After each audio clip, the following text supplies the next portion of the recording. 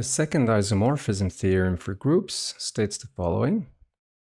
If G is a group and H is a subgroup and K is a normal subgroup, then the group generated by H and K divided by K is canonically isomorphic to the group H divided by H intersection K. The second isomorphism theorem is a consequence of the first isomorphism theorem.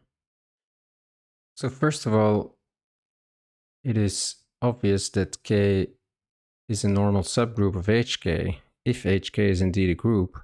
So why is HK a group or a subgroup of G? Well, suppose we have an element, for instance, HK, then we can ask, is HK minus 1 an element of HK? So let's see, we have K minus 1, H minus 1.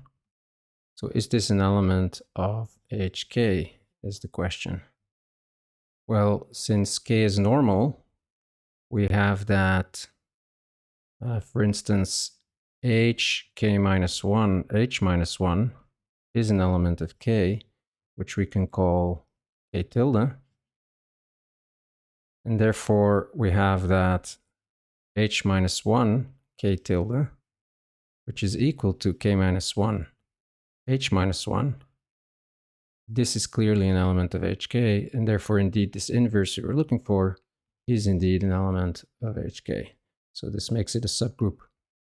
So we can indeed divide the subgroup HK by the normal subgroup K.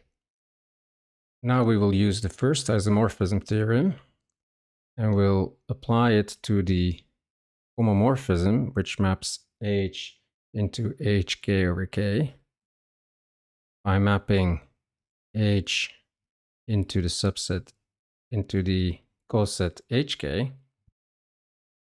So first of all, this is clearly surjective.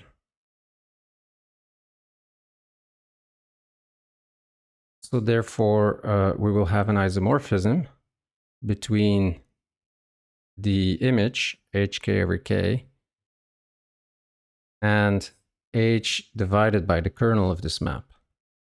But the kernel of this map is H intersection K, because everything in K is clearly mapped to the unity coset, and the element that we start with has to be in H, so therefore the kernel is H intersection K.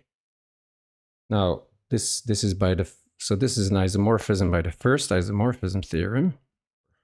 So this proves the second isomorphism theorem. So the map that we were looking for is nothing but H K. This coset is mapped to H intersection K. So this was the second isomorphism theorem.